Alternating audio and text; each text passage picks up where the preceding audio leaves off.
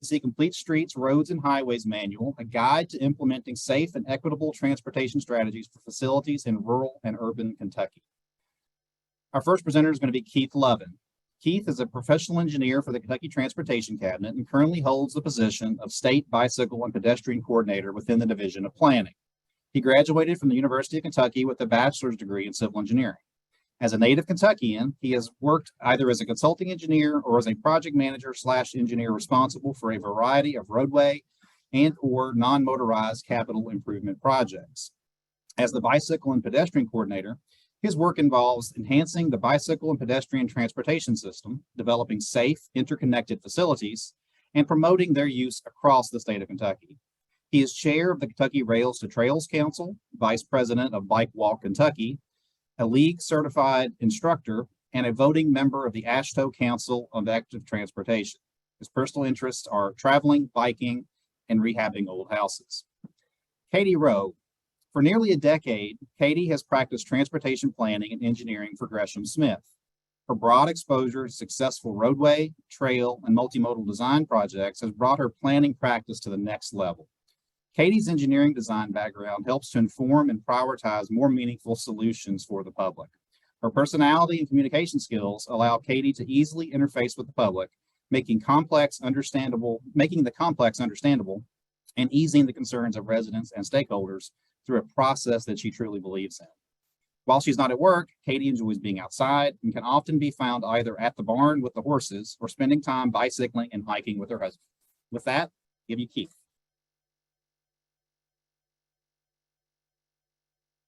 Thank you, Brian. Good morning. As Brian said, you're here for the Complete Streets, Roads, and Highways Manual and Policy presentation. And for simplicity's sake, I'm just going to call it Complete Streets.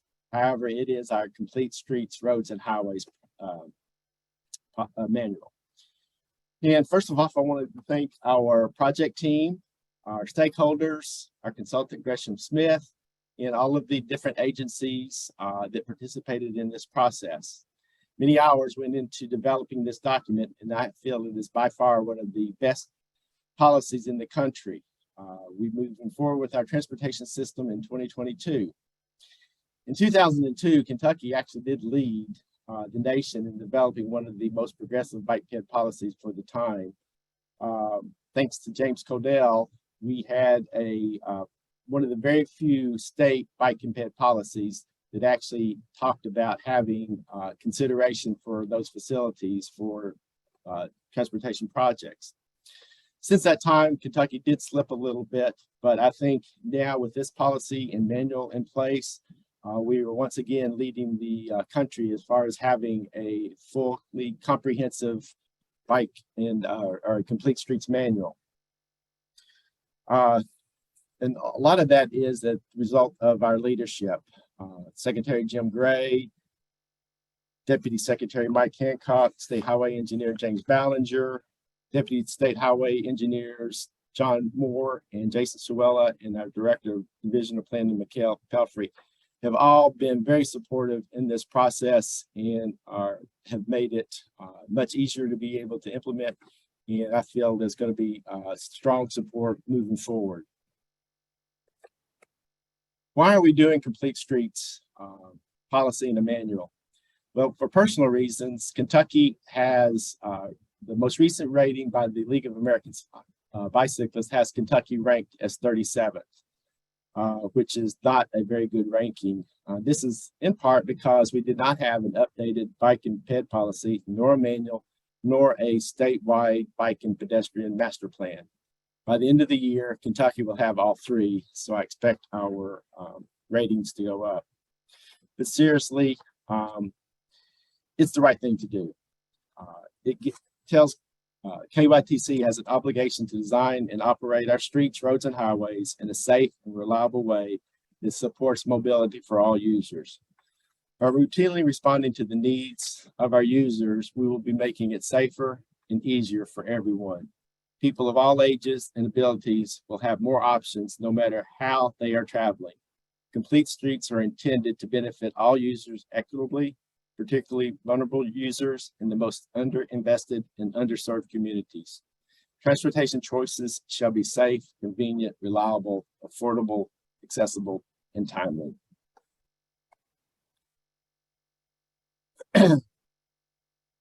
What is a complete street? The streets in our cities are an important part of our communities. That means that people are able to travel to and from their destinations in a reasonable amount of time and in a safe, reliable, comfortable, convenient, affordable, and accessible manner, using whatever mode of transportation that they choose or rely on. This does not mean putting a bike lane on every road or a bus lane on every corridor.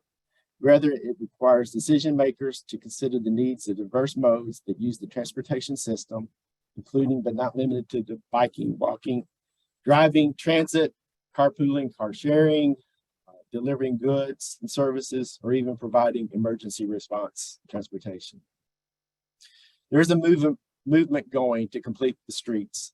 States, cities, and towns across the country are asking their planners and engineers to build roads that are safer, more accessible, and easier for everyone.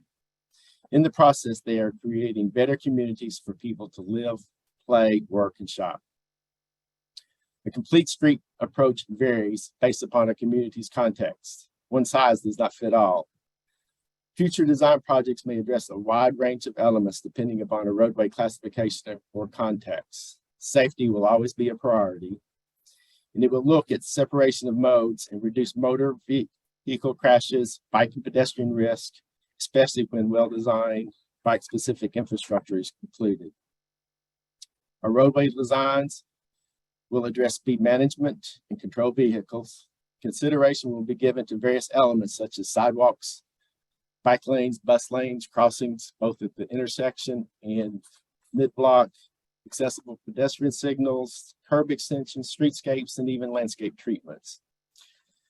All will be a part of the design and planning process.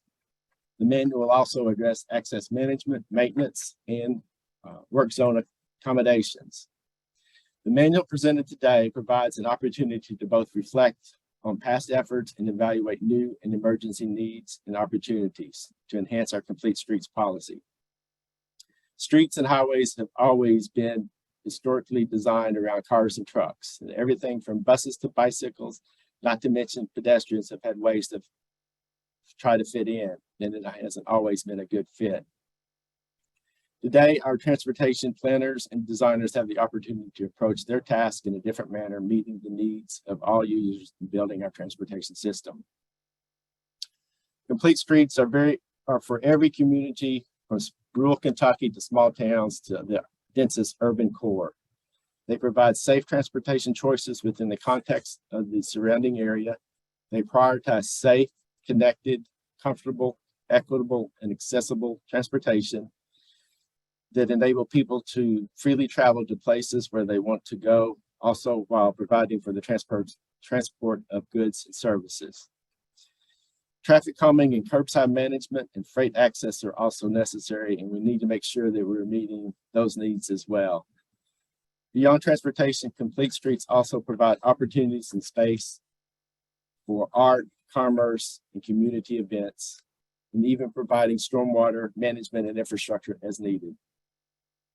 This new manual is intended to support our planners, transport engineers, transportation agencies, and communities throughout Kentucky. It offers guidance, recommendations, and resources. At the same time, it's flexible. Its guidance and recommendations can easily be modified and implemented in ways specific to a location. In the final analysis, it's about safety, equity, and accessibility for all users of Kentucky's transportation network.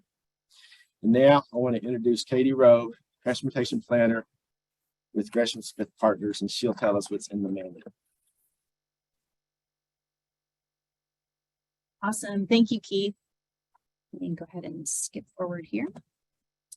So I want to actually start out with pointing out that there is actually a link at the end of this page, and you'll get a chance to see this link again at the end of the presentation. And if it's too small to see, I realize the screen's a little bit small. You can access the link to the new Kytc Complete Streets Manual and Policy through the Bike Walk Kentucky homepage as well.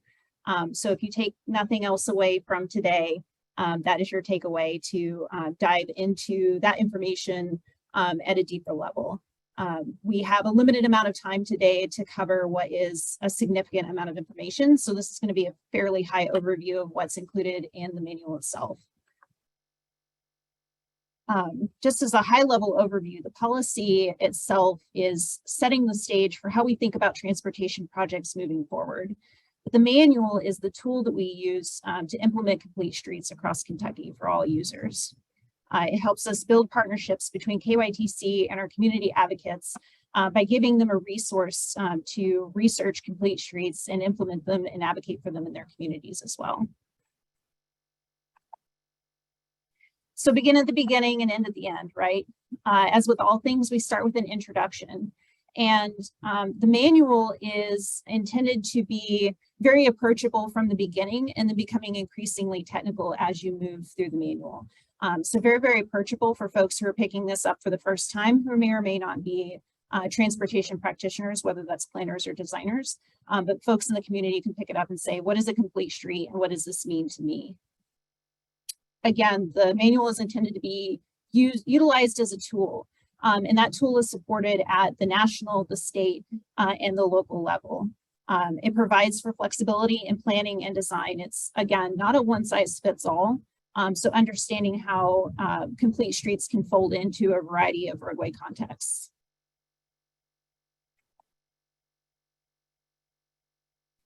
In Chapter 2, we really get into the fact that complete streets are already here. You know, this is not necessarily a new concept, you know, thinking about all users, but this is kind of a new way of thinking of how we pull all of those resources together and implement complete streets across Kentucky. But it also identifies the fact that, you know, complete streets already exist here. We have a nice list of complete streets policies, resolutions, and ordinances. And you may not be able to see the numbers up here again because they're very small. But it's a range of community sizes from, you know, some of the smallest cities in the state all the way up to county, regional, and statewide levels as well. And these include resolutions and policies that relate to complete streets. So some of these may be policies or resolutions that support safe walking or bicycling infrastructure or education and outreach as well. It also includes examples of complete streets, again, pointing out that it's not one size fits all. It's not just an urban phenomenon. I think that there's been a little bit of a misconception up to date that complete streets are purely an urban consideration, and they're not. They can be implemented correctly and appropriately on suburban, small town, and rural corridors as well. It also encourages folks to consider complete streets in all aspects of the transportation process. So whether that's planning, design, or implementation. Obviously, once you get to the point of construction, sometimes it gets a little difficult, but if we're making field calls for whether something is appropriate for perhaps a pedestrian crossing, we're encouraging folks to make those decisions in a way that helps support safe walking or safe biking or safe transit access, whatever the answer may be.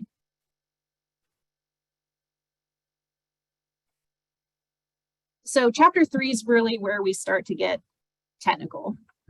This is where we start talking about planning for complete streets. So really starting at the beginning of the process, and then as the manual continues through, it approaches each of the other aspects of transportation design and implementation as well.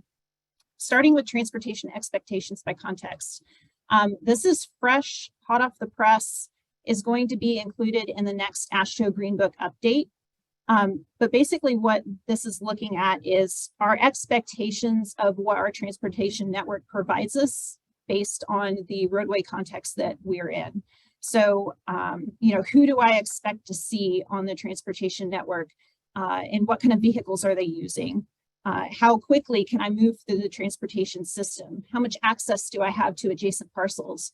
And how much redundancy is located in the transportation network, all based by roadway context. And also to point out to folks who I know can't see that because I can't see it, it does include target speed at the bottom of the table. And again, all of this information is located online with large graphics and high fidelity, so you'll be able to see that as well. Chapter 3 also talks about planning for complete streets to fold in with our community goals. Keith gave a really good introduction to those earlier, but talking about comfort and safety. access and connectivity, equity and security, as well as health and environment, and how complete streets can help us approach all of those goals within our community. But it also talks about trade-offs. You know, we all understand that we're working in a fiscally constrained environment, and we want to have nice plantings and materials and things that look and feel good on all of our streets. But sometimes, you know, we're a little bit constrained. And so how can we make that balance between I have this much funding and here's what my goals are? How do I make those decisions? It also gives a high planning level overview of different facilities, as well as different accommodation types. So whether that's a shared accommodation, a partially shared accommodation between, you know, perhaps bicyclists and pedestrians on a shared use path, or completely separated dedicated facilities, and what that sharing space looks like. It also includes a kit of parts. And the kit of parts is really outlining how those facilities can accommodate different users. There are some facilities that will only accommodate one user type, but there are many who can accommodate many different users. And so obviously selecting from that kit of parts requires you know, consideration of adjacent land use, engineering judgment, and, you know, speed and traffic analysis. But it just kind of gives you the introduction for kind of the sandbox that we can play in for complete streets. And if you take nothing else away from chapter 3, this is your takeaway. And I'm not going to read these to you because I don't believe in reading off of slides, but this is the planning checklist. And this also has some implication and application to transportation design for complete streets. But this is identifying the criteria by which you may consider including, or the criteria that you shall consider for complete streets facilities. And the criteria runs the gamut between land use type and identifying gaps in the network, as well as, you know, anticipated or current use of the network, as well as community goals, or if there are any state, regional, or local transportation plans that call out complete streets objectives, and how to fold that in.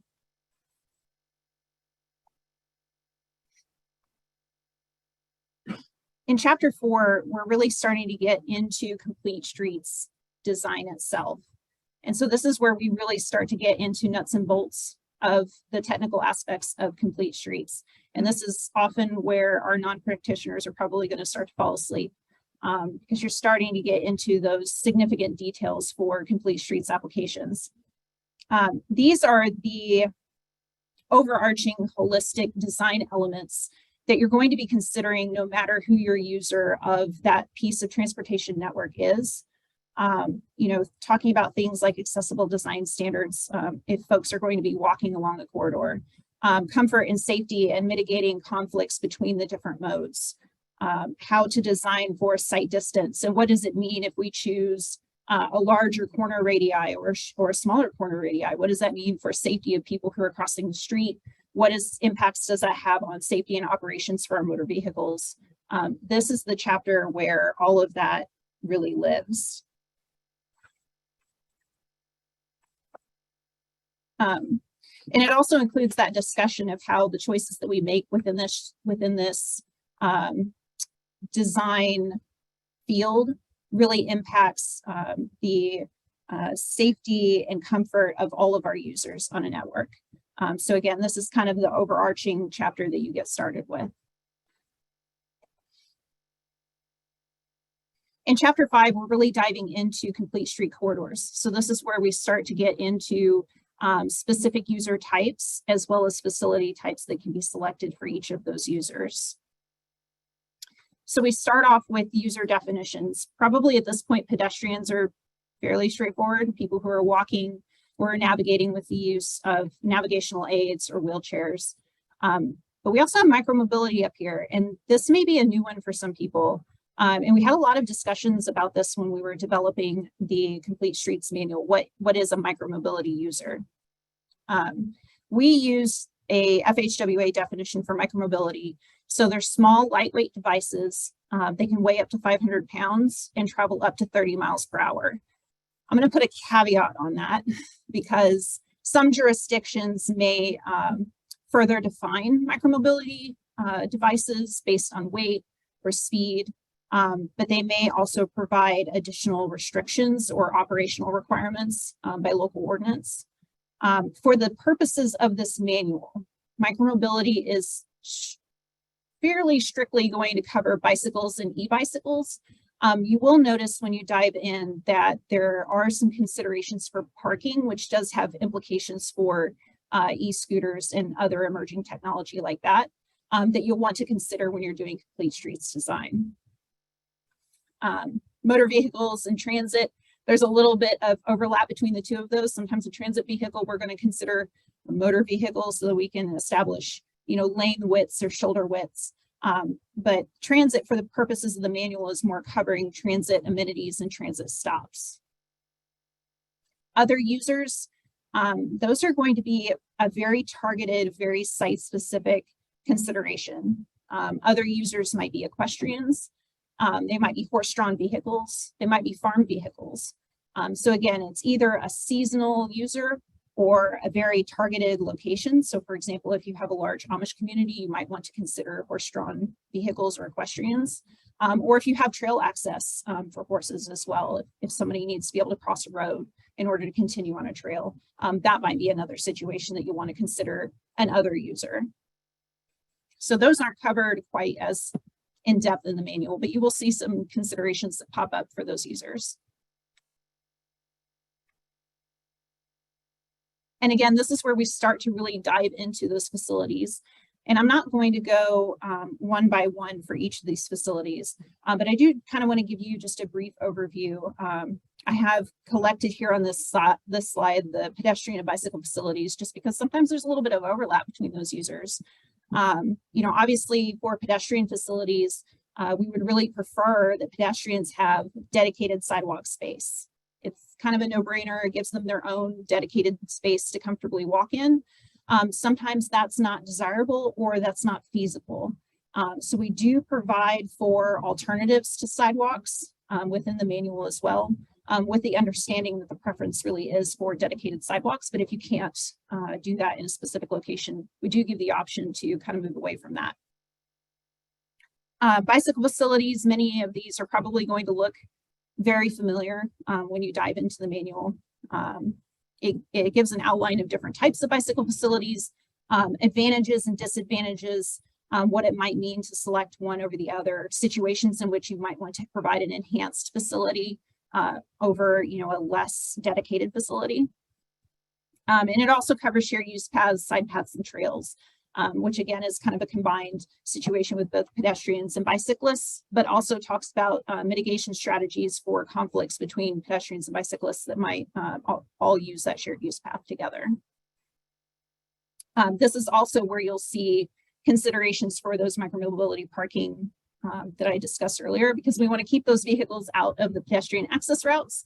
But that has implications for providing parking spaces, encouraging folks to use those parking spaces, which is always a struggle, and clearly outlining where those were located.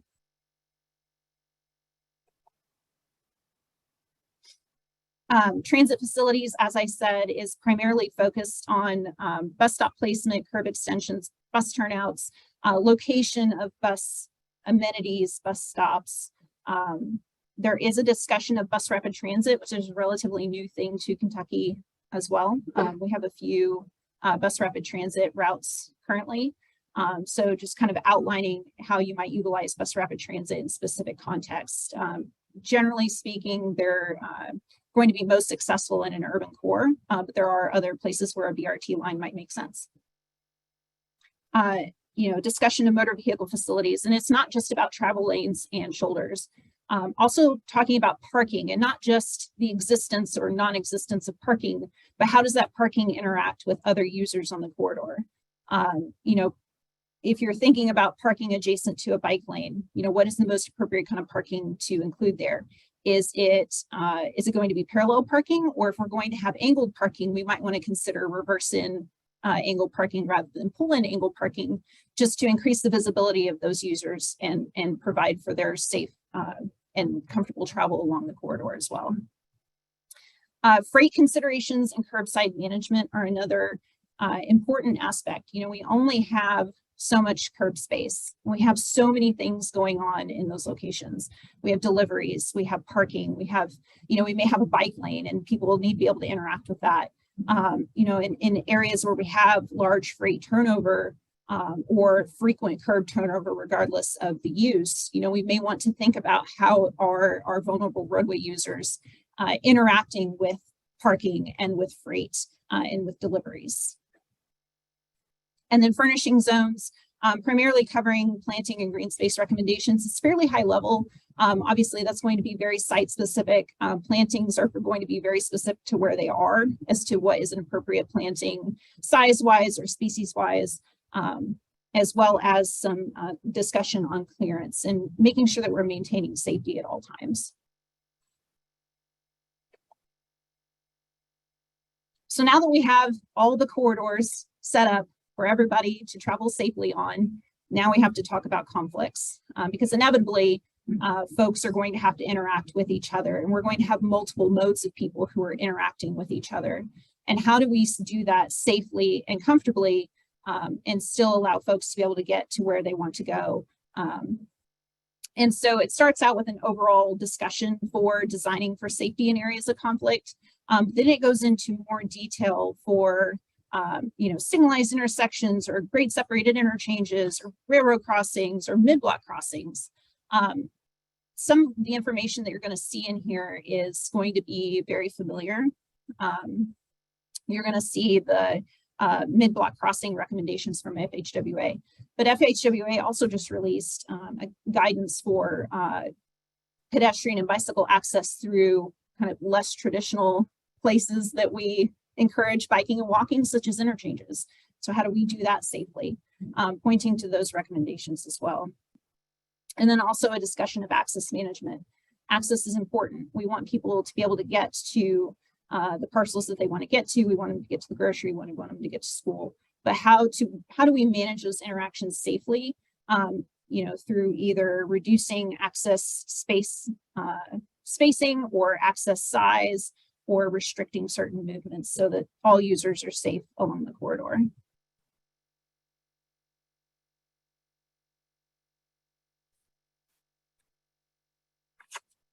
So along with a physically strained environment, sometimes we are working with space that we've already been given. Complete streets on existing roads, streets, roads, and highways is really talking about you know, implementing complete streets principles in places that we already have a roadway. So we can't start from scratch, which is probably the majority of our projects. So what do? And this may cover projects such as reconstruction projects. So maybe we're actually expanding the roadway, and that's okay. We can still make that a complete street, but making sure that we're thinking about that at the beginning of the process. Or perhaps we have a roadway that's overbuilt. You know, that happens too. We have a 4-lane roadway and really we only need 3 lanes, and that's going to make everything safer for folks who are driving, but it also gives us some opportunities to maybe reallocate space for bicyclists or other users as well. And so looking at those 2 different kinds of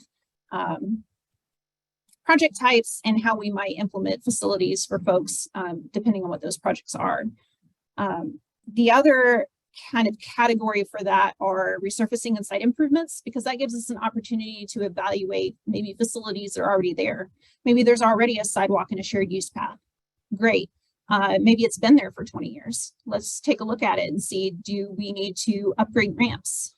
Do we need to do some grinding of the sidewalk to make joints level? You know, that's kind of our opportunity to evaluate what's already there and make improvements. So it may be a repair, it may be a replace, or it may be an upgrade. Maybe it was a sidewalk and now we need a shared use path. So making that evaluation in our existing space is also going to be a key component to implementing complete streets for Kentucky as well. This is a fun one. I like this chapter. In chapter 8, we're talking about a lot of quick build test bed projects. We live in an age where everything is changing very quickly and new information becomes available very quickly. And we're given an opportunity with that to test projects out or to implement a smaller version of a project. Or perhaps we are, again, fiscally constrained. We would love to do 10 miles of a complete street boulevard with trees and sidewalks and shared use path, but the neighborhood's not convinced, or we don't have the funding to complete that. Tactical urbanism, pilot projects, interim design give us opportunities to either implement it in a smaller scale for either public support and building buy-in, or to capitalize on funding opportunities that are available now with the idea that we'll continue the progress in the future, or to test projects. And this also has a caveat attached. This is not intended to be the neighborhood goes out with paint and nobody knows, and they do it themselves and they DIY it. These projects are intended to go through, the traditional transportation design and permitting process, but they might happen a little faster. Maybe the project's not as big, or we can pull out a chunk and do it first rather than doing the whole thing. So again, these projects need to meet accessibility requirements, seek input from transportation planning and design professionals. Permitting is required. This is not DIY. But there's also a discussion on construction, maintenance, and monitoring.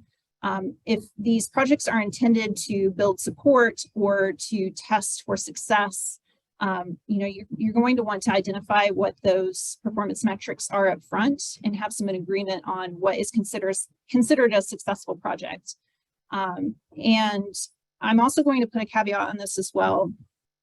There's many different performance metrics that we could choose from, whether that's operations or usage or safety. I would caution folks from using usage as a sole indicator of success, because usage of a facility is often dependent on what it connects to, what it's coming from and what it's connecting to. And if it is existing in isolation, the usage may not be there quite yet, but we may see safety improvements from that. So I would encourage everybody to pair, usage with another performance metric as well.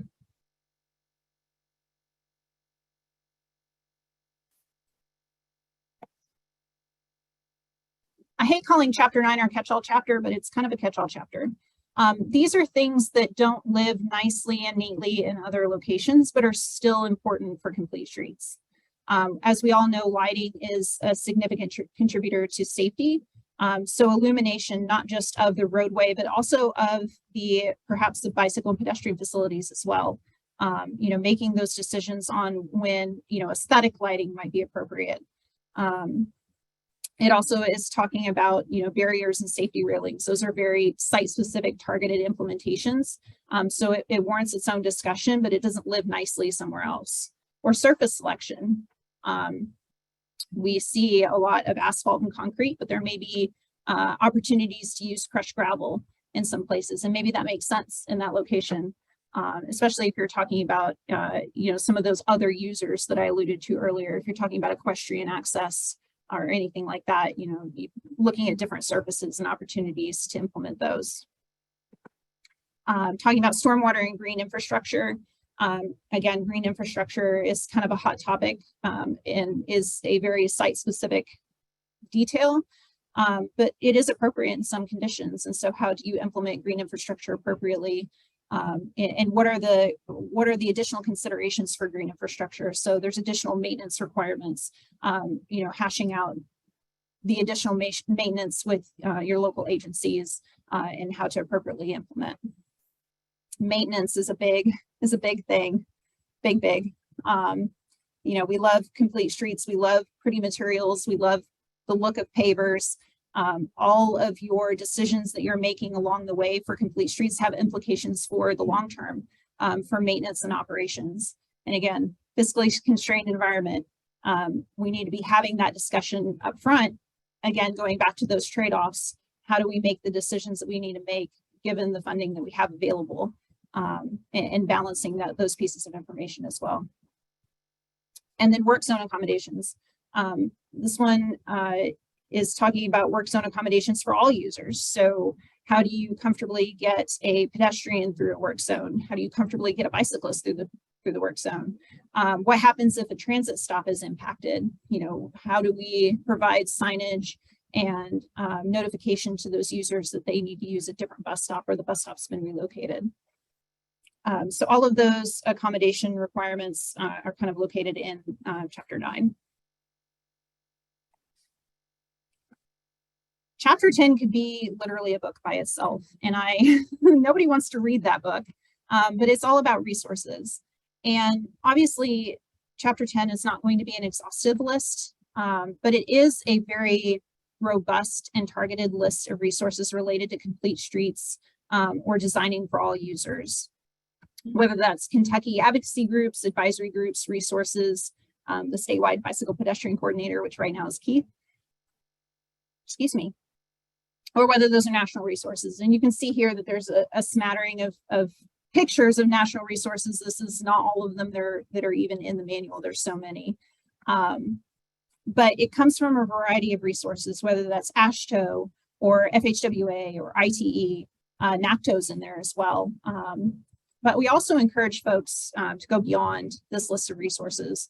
Go check out and see what our neighbors are doing. We have neighboring states that are doing some really cool stuff. Let's see how their successes are helping their communities, and let's learn from their lessons learned, and really build that into our program. And I think we do a good job of that here in Kentucky, but continuing the encouragement to go and do that as well, and not just to reference this list in of itself. So the last takeaway that I'm going to give you guys is that this manual is flexible. You'll notice that there are some places where we say, here's the accepted range of values. And there's some places where we point to, outside resources. We made a very intentional decision to make a decision when we needed to, and to point to those national resources that already exist, or those state resources that already exist, rather than recreating the wheel. So you won't see a ton of recreation of other resources within this document. It's more of a clearinghouse. The manual is also intended to be a living document. I talked a little bit earlier, there was a list of communities that have already implemented complete streets policies, resolutions, and ordinances.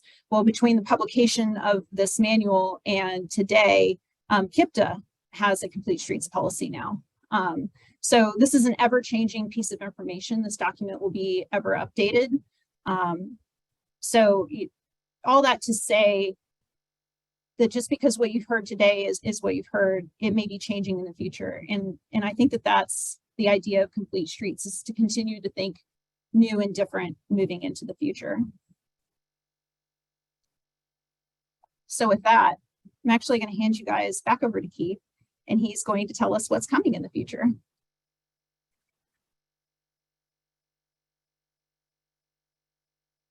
Thank you, Katie. As Katie said, because there's a lot of new information, a lot of changes happening, there's also going to be some existing documents that are going to have to be updated. There's going to be some conflicts. And so we're in the process of updating our highway design manual, the planning guide. Those are just two of the documents that are going to be updated, and we're in the process of doing that. Our standard drawings, we're going to be reviewing those and seeing if there's any conflict, and we're going to be also updating those. We'll be adding some additional details to focus on some of the bike ped facilities that we want to see implemented. So all that is happening as we speak. Also, so you've seen the presentation for the manual. We'll also have a new policy that has been written. It's going to be an official order, and right now it's in the secretary's hands. Hopefully we'll be releasing that within the next several days.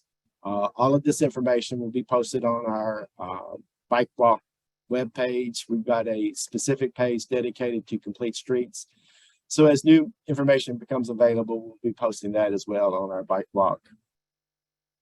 Another process that we're going to be doing is we're going to have a complete streets review process.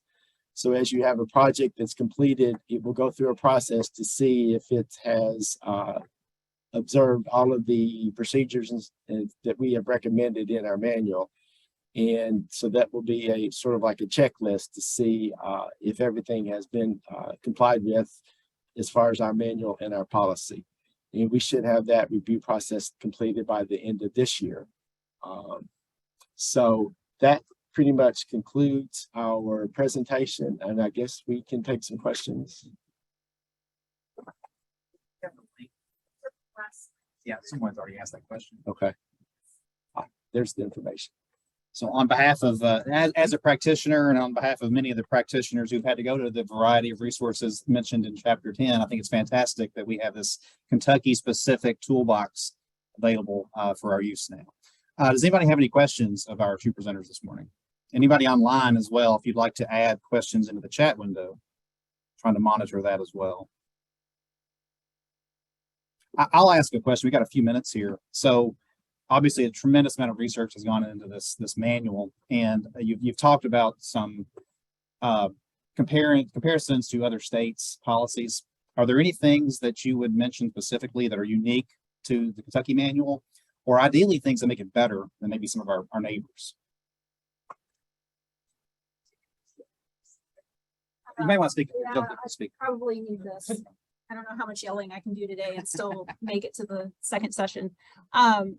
I think what makes us unique is the brevity of the document. And I'm sure somebody's going to giggle when they go open it because it is long. There are a lot of chapters. But again, we very intentionally made the decision not to recreate, things that already exist and rather point to those resources. So it is a much more approachable document than some others that I've seen that are approaching, thousands of pages with appendices. And I think the other thing that makes it a little bit more unique is the intentional approach that we took from the beginning to say we want this document from the beginning to be very approachable and then continuously get more technical as you proceed, so that a layperson doesn't pick it up and open it up to page 1 and go, I don't know what this is, and shut it and put it away, because that's not what we want. Yeah, go for it. The only thing I would like to add is Kentucky is considered a rural state, and a lot of the rural states in the country don't have complete street policies. And so I feel like that with Kentucky taking the lead on having our own, that adds a special significance to Kentucky's plan. So. Got a question online from a longtime friend of bicycle and pedestrian advocacy in Kentucky, Troy Hearn. Did you mention training schedules for KYTC, the ads, and other organizations? I would love to help. So got a volunteer already. Would love to help with this if and when it happens for this and any of the associated new or updated documents. Yes, we're going to have training. We've actually programmed 5 sessions. We're going to do 1 in each of the shift areas, and then we're going to have 1 in central office. The schedule has not been determined yet, but we plan on doing it starting this fall. Probably we'll complete it sometime first part of 2023. So yes, we have 5 training sessions that will be open to KYTC staff, the NPOs, ads, and probably interested citizens. Any other questions from the audience? Okay, with that, let's give it a big. Oh, sorry. Go ahead. One more. Back in parking, does that require a legislative? Are you seeing that cities are accepting it? I mean, I know specifically Lovan won't allow it. So, There is an example. Yeah, microphone. Microphone. The question was about the reverse in angle parking, whether that is allowed. It sounds like Louisville doesn't allow that. Derek's shrugging at me, so maybe not. And there is an example in the document. I'm not up to date on the specifics of Louisville itself, but there is an example in there from Lexington. So it is being implemented in the state. And it's one of those things that it's a conversation. Some folks love them and some folks hate them. But especially when you're pairing it with something like a bike lane, it does provide more visibility for those users who are in the lane. So it is something that we're encouraging folks to take a look at. It's not necessarily a requirement in any shape or form. but it doesn't require any change. As far as I know, it doesn't.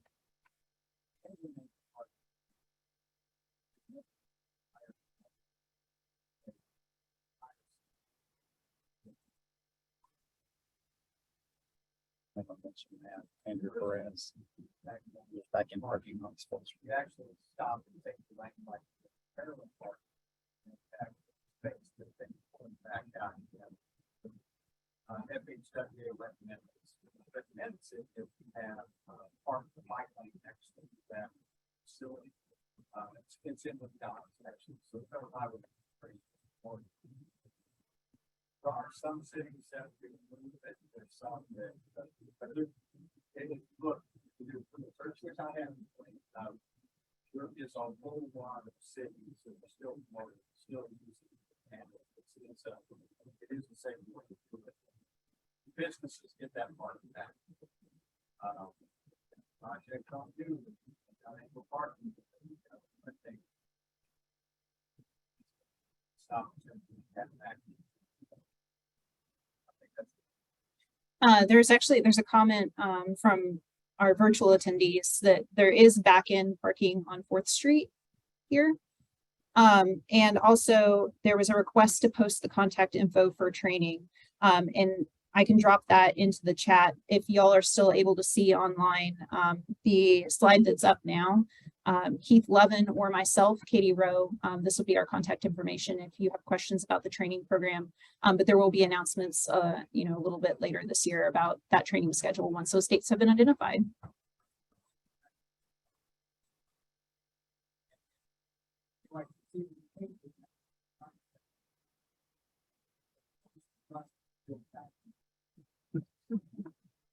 Thank you, Dirk.